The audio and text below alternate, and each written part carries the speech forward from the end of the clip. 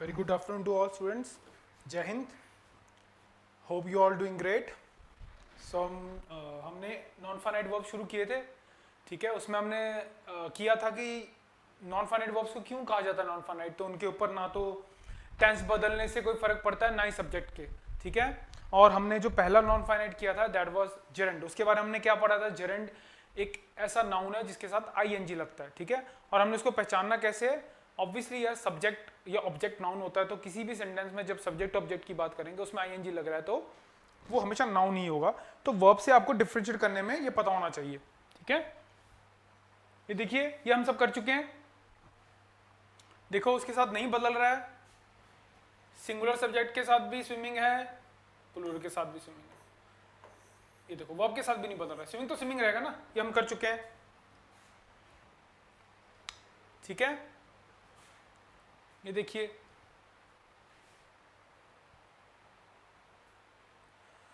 अब हमने कहा था, मैंने आपको बताया था जहां आपको जहां हॉबी आएगी और जहां पे कंप्लीट एक्शन की सेंस आएगी चुपचाप आप जेरेंड लगा दोगे. ये आपको पता है स्टूडेंट्स कहां काम आएगा. जहां पे हम इन्फिनेटिव और जेरेंड में क्वेश्चन आते हैं डिफरेंशिएट तो करना बड़ा आसान हो जाता है. तो अपने दिमाग में सिर्फ रखना. देखो he is fond of swimming. देखो फॉन्ड है ना, आप इसका मतलब ये रोज करते हो ना, हॉबी हुई है आपकी, तो ये जेरेंड आएगा. ये कर चुका है. देखो मैंने आपको सारे ये कराए हुए हैं.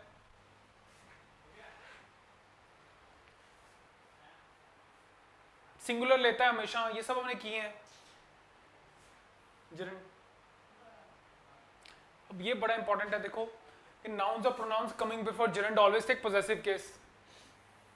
पॉजेसिव केस लेते हैं. देखो जैसे माय, सब हम कर चुके हैं. रोहन्स, माय.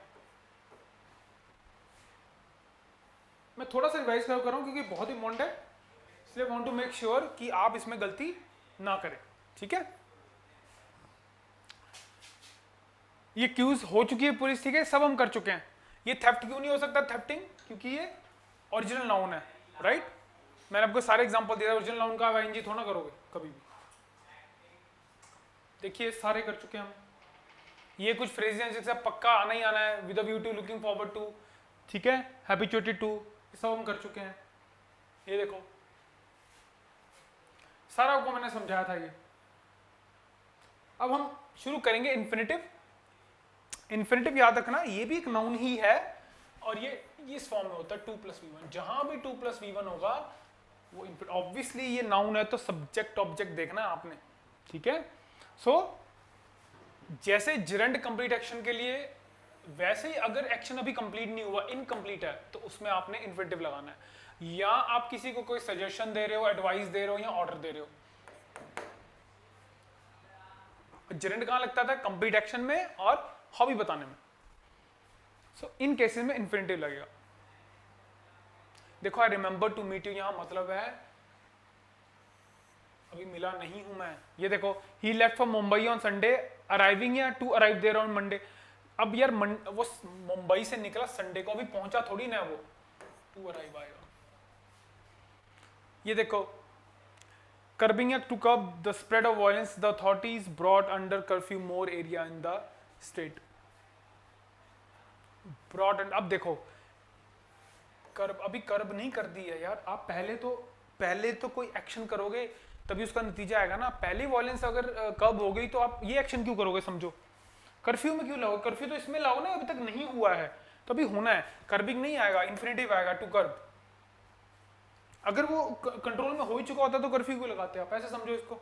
राइट, सो अभी इनकम्प्लीट है इसलिए यहां पे आपका इन्फिनेटिव आएगा 2+v1. ये भी नाउन नहीं होता.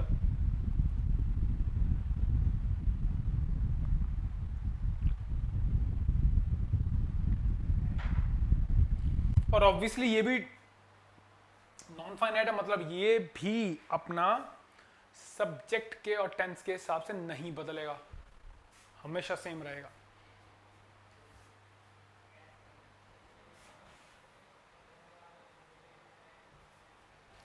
It's not wise relying to anyone to rely on too much. देखो वाइज नहीं है. अब हम कहते हैं ना आप लाइफ में कभी भी किसी ऊपर रिलाई मत करो. तो स्ट्रॉन्ग कैसे बनोगे. अब रिलाई हो गए हर चीज में. अपने दुख सुख अपने तक रखो ताकि आप स्ट्रांग बनो। तो अभी आप सजेशन दे रहे हो ना, आप अभी किसी तरह किसी को एक तरह सजेस्ट कर रहे हो यार, एडवाइस दे रहे हो, तो इन्फिनिटिव अभी करके हटे, जड़ नहीं लगेगा।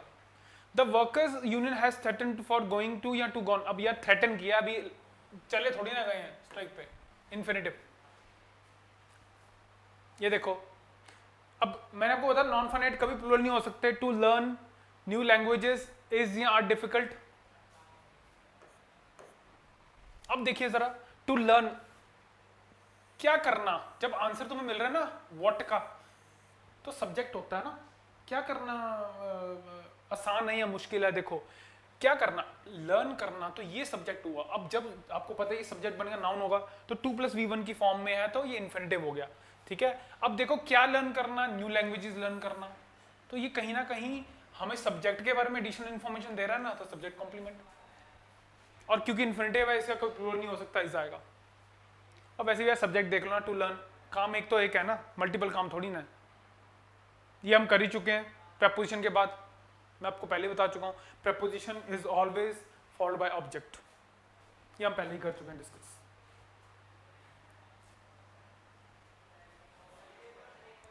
अब आपको जो क्वेश्चन आजकल आते हैं ना, बेयर इन्फिनिटिव से बहुत आते हैं। बेयर इन्फिनिटिव का मतलब क्या है? कुछ नहीं है बेयर इन्फिनिटिव का मतलब। बेयर इन्फिनिटिव का मतलब है बेसिकली इन्फिनिटिव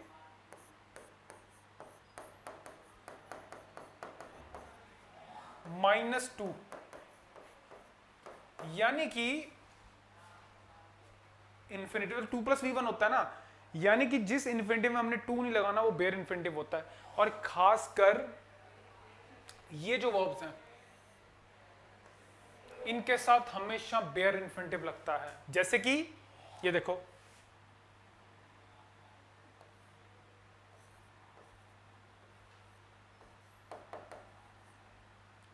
आई सॉ हिम, अब क्या बोलते हो, I too saw him, I saw him dancing, मैंने उसे डांस करते हुए देखा।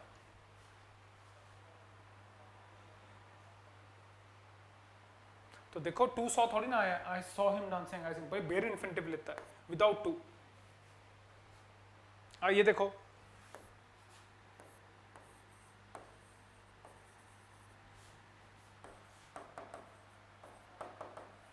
और हर्ड हिम सिंग, मैंने उसको गाते हुए सुना। आई टू हर्ड थोड़ी ना आता है, आई हर्ड ही आएगा, तो बेयर इन्फिनिटिव लेगा ये वेरी इंपॉर्टेंट, आजकल बहुत आ रहे हैं ये।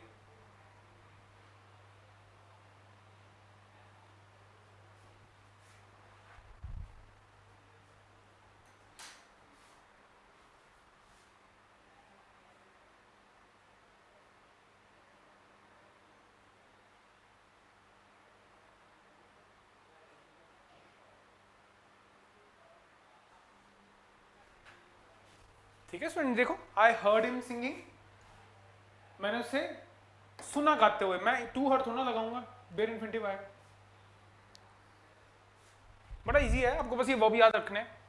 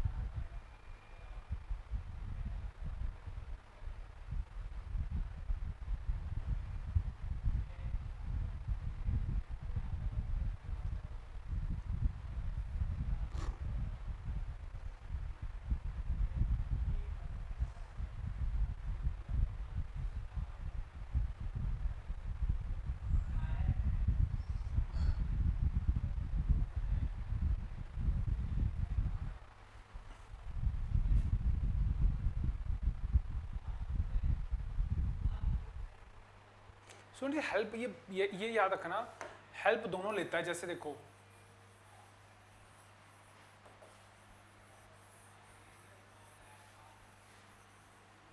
जो हेल्प है ना, ये थोड़ा ध्यान रखना, ये दोनों ही लेगा, बेयर भी और चल जाएगा। जैसे कि I helped him to do the work, बिल्कुल सही होगा। I helped him do the work, दोनों चलेंगे इसमें। सो ये थोड़ा ध्यान रखना, हेल्प दोनों लेता है, बेयर इन्फिनिटिव और इन्फिनिटिव दोनों। और इन्फिनिटिव तो हमें पता है 2 + v1 होता है। ये देखो 2 + v1, ये 2 है, ये v1 है, यहां नहीं लगाया मैंने, और दोनों में चल जाता है हेल्प वर्ड। इसका थोड़ा खास ध्यान रखना, नोट कर लो इसको।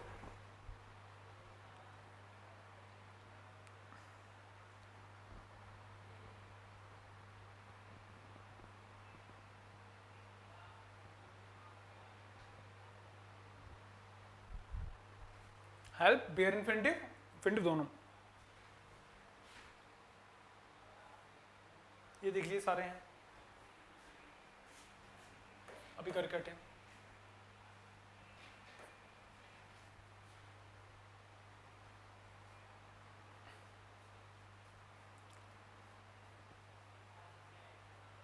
ये बड़ा इंपॉर्टेंट स्टूडेंट, ध्यान से देखिए, ये जो बिड बेड मेक मेट है ना, इसका आपने खास ध्यान रखना है। ये बेयर इन्फिनिटिव आएगा सिर्फ और सिर्फ एक्टिव वॉइस में, बड़ा इंपॉर्टेंट है। एक्टिव वॉइस क्या होती है, इसको हम करेंगे। एक्टिव वॉइस होती है बेसिकली जिसमें जो करने वाला होता है ना, डूअर, वो एक्टिव होता है, वो पैसिव नहीं होता, यानी वो काम कर रहा होता है, ठीक है, वो होती है एक्टिव वॉइस। बेयर इन्फिनिटिव ये सिर्फ लेगा एक्टिव वॉइस में, और इन्फिनिटिव लेगा पैसिव वॉइस में। नोट करो इसको, बड़ा इंपॉर्टेंट है ये सेंटेंस, अभी करेंगे इसके।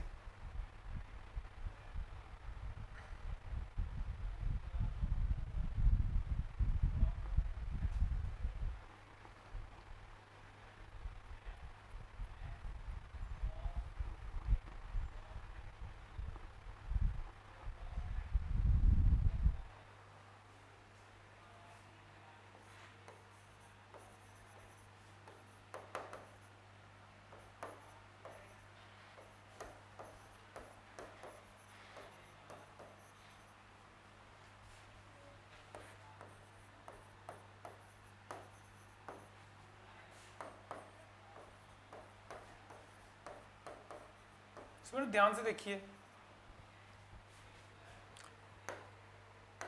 अगर आप इसको ध्यान से देखें ना स्टूडेंट्स, आई मेड हिम, देखो आई मेड, मैंने तो पार्टिसिपेट किया ना इसमें, मैंने करवाया उससे काम, ठीक है। आई मेड हिम, तो कर तो मैं ही रहा हूं ना, तो एक्टिव में होगा ये। सो जब एक्टिव में होगा ना, तो बेयर इन्फिनिटिव आएगा। अभी हम करके हटे हैं,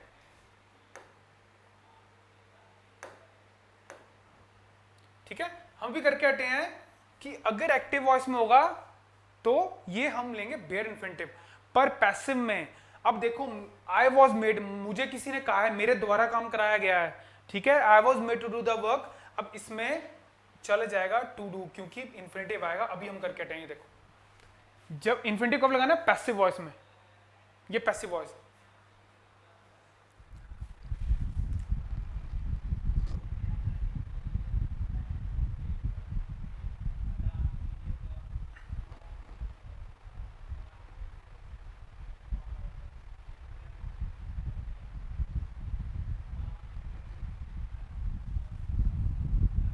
तो याद रखना, bid bed make made. Students bid, bid हमने वर्ब में अभी किया था ना, एक तो बिड होता है जिसका बिड बिड बिड रहता है, वो होती बोली। ये बिड बेड बिडन वाला होगा जो ऑर्डर दे रहा है कोई, याद रखना इसको।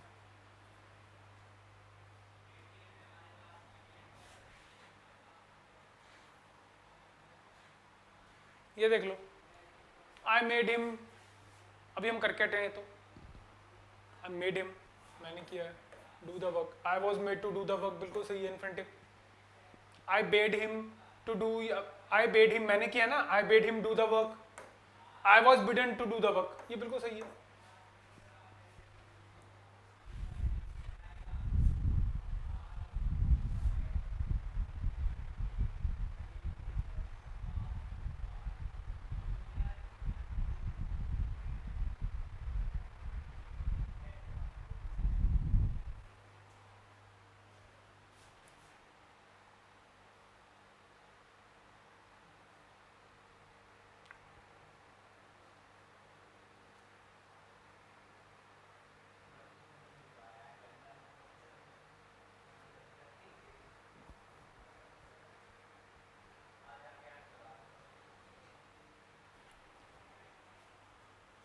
देखिए इसको ध्यान से,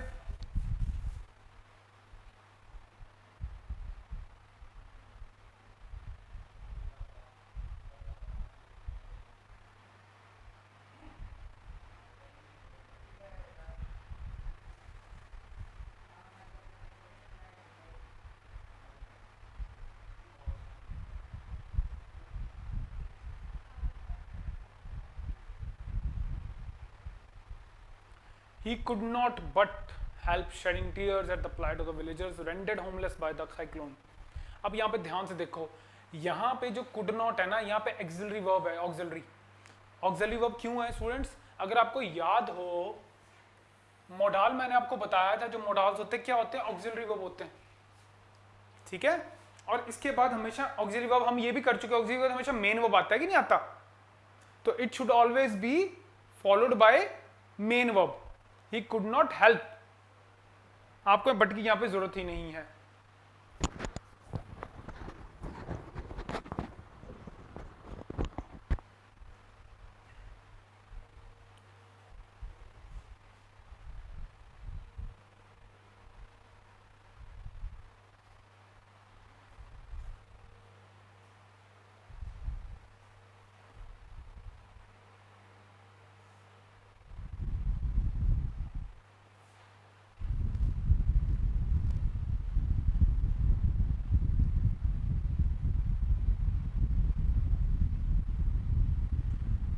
अब सुनिए, ये बहुत ही ज्यादा इंपॉर्टेंट है, इसको देखो। There are certain transitive verb don't, ये बड़ा इंपॉर्टेंट है। ऐसे कुछ ट्रांजिटिव वर्ब्स होते हैं। ट्रांजिटिव वर्ब्स वो होते हैं जिसमें ऑब्जेक्ट होता है, ये हम कर चुके हैं। कौन सा? अपना वर्बल ऑब्जेक्ट। कहते हैं कुछ ऐसे वर्ब्स होते हैं जो इन्फिनिटिव सीधा नहीं लेते, पहले ऑब्जेक्ट लेते हैं। ये आपने जरूर किए हुए हैं।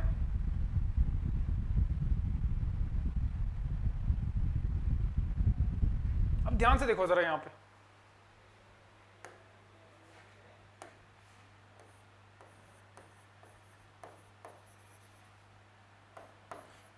आपको कोई लग रहा है ये कोई सेंस बन रही सी? आई ऑर्डर, अगर ऑर्डर कोई ऐसा वर्ब है, क्या आपको लग रहा है कि यहां कुछ मिसिंग है? यहां पे ऑब्जेक्ट मिसिंग है। मैं किसी को तो बोलूंगा ना, आई ऑर्डर्ड हिम हर, कुछ तो बोलूंगा। देखो ये हमेशा से पहले ऑब्जेक्ट लेगा, फिर इन्फिनिटिव लेगा। ये इन्फिनिटिव है, तो यहां पे ऑब्जेक्ट ही मिसिंग था, मुझे ऐड करना है। So I ordered him to go, किसी को तो करोगे ना। ऑर्डर हो गया, कमांड हो गया, परमिट हो गया, एडवाइस, ये कुछ ऐसे वर्ब्स हैं। ये देखो, order, command, permit, tell, ask, request, advice, allow.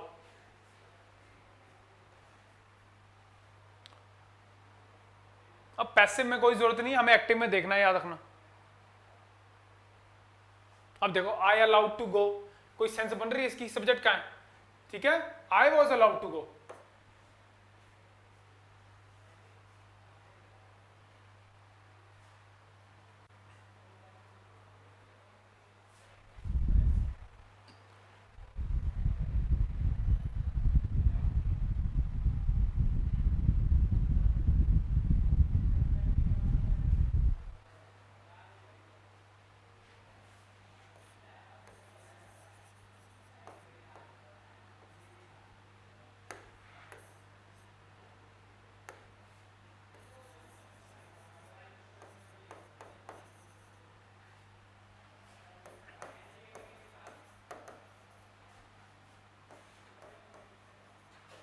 ये देखो, I requested to bring some coffee, कोई सेंस ही नहीं बन रही, ऑब्जेक्ट ही नहीं है यहाँ पे। मुझे किसी को तो कहना है ना, I requested him to bring, infinitive से पहले ऑब्जेक्ट आया है। देखो,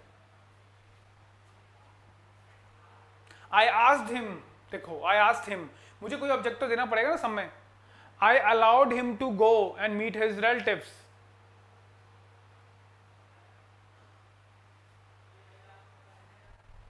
सो मुझे इन सब में बिना ऑब्जेक्ट के कोई सेंस ही नहीं बन रही है।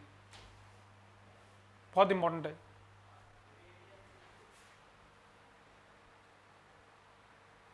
अब ऐसे ही कुछ ऐसे वर्ब्स होते हैं, खासकर किसके? मेथड के, मैनर के, जो पहले एक इंटेरोगेटिव लेते हैं। इंटेरोगेटिव मतलब क्वेश्चन वाले, जैसे कि what, when, how, when, where, तब उसके बाद वो इन्फिनिटिव लेते हैं। जैसे ये देखो, I don't know to read and write, कोई सेंस बन रही है अपने आप में जब तक कि मैं इंटेरोगेटिव नहीं बनाता हूं। तो I don't know how to read and write, तो यहाँ पे जो नो है ना वो एक ऐसा वर्ब है वेरी इंपॉर्टेंट जो हमेशा अपने साथ पहले इंटेरोगेटिव लेगा। आई वंडर्ड, वंडर्ड के साथ भी आप हमेशा एक इंटेरोगेटिव लगाओगे। How to complete the work in such a short time, he taught me how to do the work, उसने मुझे सिखाया कैसे काम करना है। तो देखो no, wonder,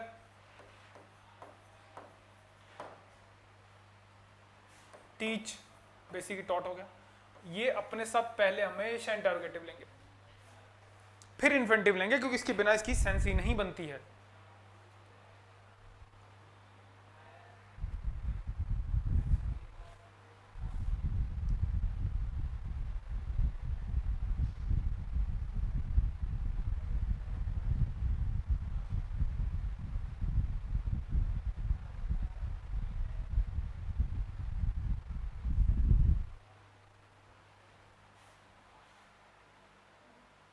students very very important, third non finite, ये बहुत ही ज़्यादा इंपॉर्टेंट है। बेसिकली याद रखना, जो पहले हमने जेरेंड और इन्फिनिटिव पढ़े थे ना, वो तो नाउन थे। जेरेंड तो आईएनजी फॉर्म थी नाउन की, और 2+V1 फॉर्म इन्फिनिटिव था। पर जो आपका होता है पार्टिसिपल, ये होता है एडजेक्टिव, याद रखना, वेरी वेरी इंपॉर्टेंट। क्या होता है ये? एडजेक्टिव होता है। सो V3 V4 हम कर चुके हैं, पहले मैं आपको फिर से बता देता हूं। देखो, जैसे कि आपको मैंने बताया था V3 क्या होता है, पास्ट पार्टिसिपल, याद आया, अभी किया था। और V4 क्या होता है, प्रेजेंट पार्टिसिपल, जिसमें आईएनजी लगता है। ये दोनों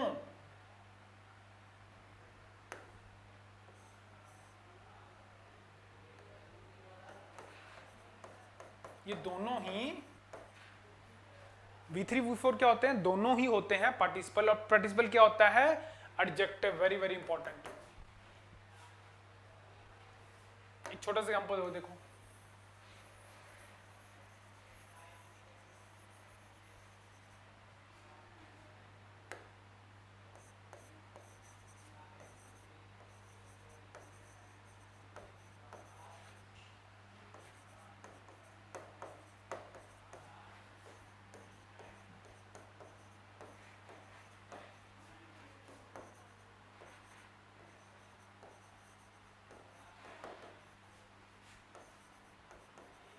ध्यान से देखो स्टूडेंट्स, द डेवलप्ड कंट्रीज, इन्हीं को तो कहते हैं rich countries, first world countries, सब इसी के नाम होते हैं। देखो, रिच, फर्स्ट वर्ल्ड, डेवलप्ड, ये सब इसी के ही हैं। और ये डेवलपिंग कौन सी होगी, पुअर, थर्ड वर्ल्ड कंट्रीज, ये ऐसे बहुत नाम सुनते होंगे, थर्ड वर्ल्ड।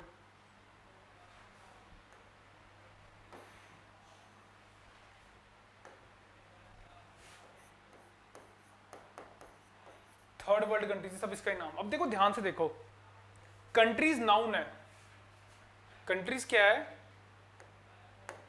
ये कंट्रीज होता है नाउन। अब कैसी कंट्रीज, डेवलप्ड, यानी कंट्रीज की विशेषता बता रहा है, ये एडजेक्टिव है। और देखो ईडी लग रहा है, ये V3 है, बेसिकली पास्ट पार्टिसिपल, ठीक है, पास्ट पार्टिसिपल, ईडी लग रहा है ना इसमें। अब देखो ये देखो, ये तो वर्ब है। अब यहां देखो जरा, कंट्रीज नाउन, कैसी कंट्रीज, डेवलपिंग कंट्रीज। और वैसे भी आर्टिकल तो नाउन के लिए लगता है, तो ये हो गया एक और एडजेक्टिव, पर इसके पीछे आईएनजी लग रहा है, तो ये हो गया आपका V4, और इसे कहते हैं हम प्रेजेंट पार्टिसिपल। वो तो ये एडजेक्टिव है, समझने के लिए आपको डिटेल मैंने बता दी।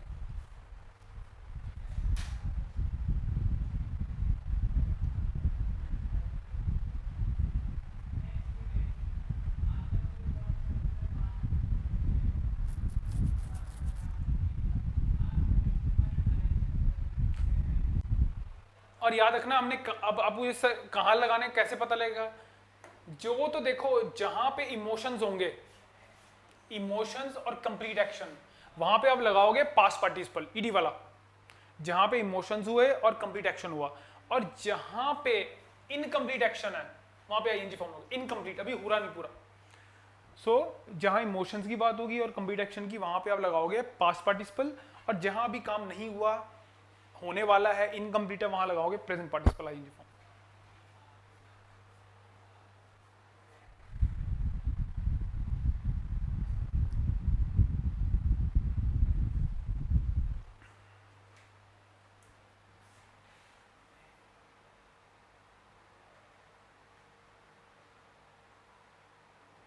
ये देख लो, ये तुम देख ही चुके हैं। आई वॉज शॉक्ड की शॉकिंग, आई वॉज शॉक्ड ना, इमोशन, इमोशन हुआ ना ये। The book is interesting,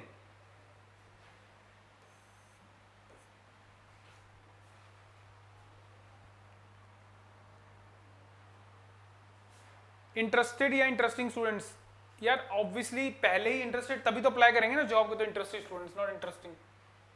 interesting तो मतलब अभी अभी सोच रहे हैं वो, इंटरेस्टेड तो पहले से ही जो तैयार हैं वो अप्लाई करें जॉब के लिए।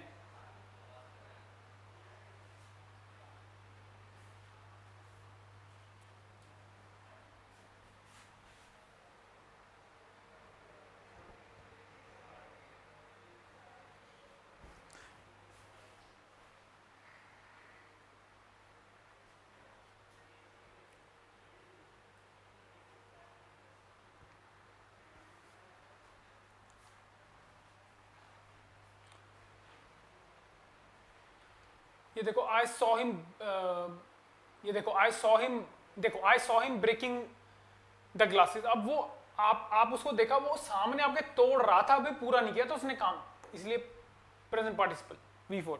ये देखो the broken glasses were repaired, देखो ऑलरेडी ग्लास टूट चुके थे, टूट चुके थे। V3 past participle. The college has introduce job oriented courses, introduce कर चुका है, इंट्रोड्यूसिंग नहीं कर चुका है वो तो कोर्सेज को। तो ये आपने ध्यान रखना है, जहां कंप्लीट एक्शन होगा तो पास्ट पार्टिसिपल, जहां भी चल रहा है, होने वाला है, कंप्लीट नहीं हुआ, वहां प्रेजेंट पार्टिसिपल। अब देखो noun pronoun coming before participle are always in objective case, very very important. जो नाउन और प्रोनाउन पार्टिसिपल से पहले आते हैं वो हमेशा ऑब्जेक्टिव केस में होते हैं। जैसे जरेंड आपने पढ़ा था, जरेंड से पहले नाउन और प्रोनाउन आते हैं, वो किस में होते हैं? पोजेसिव केस में, ठीक है। सो नाउन और pronoun coming before participle are always in objective case.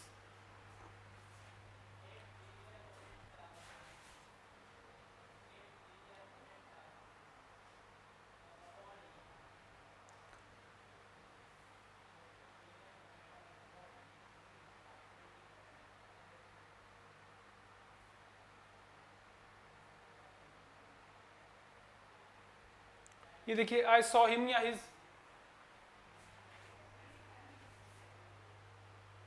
पहले तो मैंने उसको जाते हुए देखा, देखो लिविंग, अभी वो गया तो नहीं ना, इसलिए प्रेजेंट पार्टिसिपल आया। बताओ हिम ऑब्जेक्टिव, अभी तो कर कहते हैं, ऑब्जेक्टिव केस होता है। ही सॉ अस या आर पार्किंग द कार,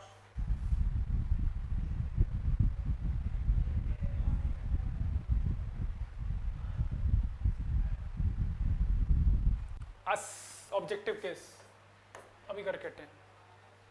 सुन आजकल ये क्वेश्चन बड़े आ रहे हैं, देखो ध्यान से देखो। It was a rainy day he took an umbrella, ध्यान से देखो। It was a rainy day he took an umbrella, तुम्हें लग नहीं रहा यहाँ पे बिल्कुल रेनी डे का सब्जेक्ट ये है, ही टुक एन अम्ब्रेला इसका सब्जेक्ट ये है, ये तो बिल्कुल सही है। अब देखो ध्यान से, अगर मैं सिर्फ लगा लूं being a rainy day he took an umbrella, अब ध्यान से देखो बीइंग अ रेनी डे, अब प्रॉब्लम ये रेनी डे अलग चीज है, ये एक बंदा अलग है जिसने अम्ब्रेला ली है, इसका सब्जेक्ट इसका वर्ब तो यहाँ पे है। अगर मैं सिर्फ बीइंग लिख दूं ना, तो यहाँ पे रेनी डे को पॉइंट आउट करने वाला कोई सब्जेक्ट ही नहीं है, ठीक है। तो याद रखना, तभी पेपर में आप रट्टे मत मारना, it being a rainy day लिखना है, रट्टे मार लेते बच्चे। तो बेसिकली इट क्यों ऐड किया जाता है? इट इसलिए किया जाता है कि रेनी डे का सब्जेक्ट बताने के लिए। So it being a rainy day he took an umbrella. So आपको इट इसलिए लगाना पड़ता है क्योंकि यहाँ पे सब्जेक्ट ही नहीं है, इट सब्जेक्ट है रेनी डे के लिए। ऐसे मैं एग्जाम्पल और देता हूँ, ये देखो, अब being ill he could not go to school, students अब यहाँ पे इट नहीं लगा देना आपने, देखो बिंगिल, अब यही बंदा है, यही बीमार था, इसीलिए वो स्कूल नहीं जा पाया, ये सही है बिल्कुल, कोई और बंदे की बात नहीं कर रहा है। देखो यही बंदा ना, यही बीमार है, तो यही सब्जेक्ट की बात हो रही है, तो आपको इट लगाने की जरूरत नहीं। अब यहाँ देखो, being a pleasant day we decide to go for a picnic. अब ये जो वी था, ये इसका सब्जेक्ट है, इसका वर्ब है, ये तो ठीक था, पर यहाँ पे अगर मैं इट नहीं लगाऊंगा तो प्लेजेंट डे वी नहीं है, ये लिविंग है, ये नॉन लिविंग है, इसका सब्जेक्ट लगाने के लिए मुझे इट लगाना पड़ा, ऐड करना पड़ेगा। अब यहां देख लो, while walking through the forest a snake bit him, while walking through the forest a snake bit him। और मेरे ये जो स्नेक है ना, ये लग है, जब ये चल रहा था, कोई बंदा ही चल रहा होगा ना, तो स्नेक ने उसको बिट कर लिया। ये सब्जेक्ट तो यहाँ पे है, इसका वर्ब यहाँ पे है। मुझे बताओ यहाँ पे अगर मैं सिर्फ करूँ while walking through the forest, तो यहाँ पे सब्जेक्ट कहाँ था, इसीलिए मुझे ऐड करना पड़ा while he was walking through the forest a snake bit him। ये आजकल क्वेश्चन बड़े आते हैं, और रट्टे मत मारना, आपने समझना है, जहां पे सब्जेक्ट उस हिसाब से लगा देना आपने बस। सो वाइल, ऑब्वियसली वाइल कहाँ लगता है, पैरेलल चीजें बताने के लिए। जब वो चल रहा था, स्नेक ने उसको काट लिया, वही सेम है। तो आपको ये जो इट लगा रहे हो, आप नॉन लिविंग चीज का सब्जेक्ट बता रहे हो, यहाँ पे ही वॉज मैंने सब्जेक्ट सेंटेंस के हिसाब से सब्जेक्ट लगाया, तो सब्जेक्ट ये नहीं रट्टे मार लेने, इट ऐसे ही लगा देना है। आपने देखना है कि उसमें सब्जेक्ट मिसिंग है कि नहीं है, फिर उस हिसाब से। नॉन लिविंग के लिए आप इट लगाओगे, ऑब्वियसली लिविंग के लिए आप ही शी लगाओगे, उस हिसाब से। इसमें से आजकल बड़े क्वेश्चन आते हैं, ठीक है। जब इसके क्वेश्चंस करेंगे हम, ठीक है, नेक्स्ट उसमें आप इसको रिवाइज कर लेना सारा, कुछ भी नहीं है इसमें, क्वेश्चन के साथ आपको और भी क्लियर हो जाएगा। सो आपने सिर्फ इसको रिवाइज करना है। तो see you tomorrow, we will practise questions now. Thank you so much students for your patience.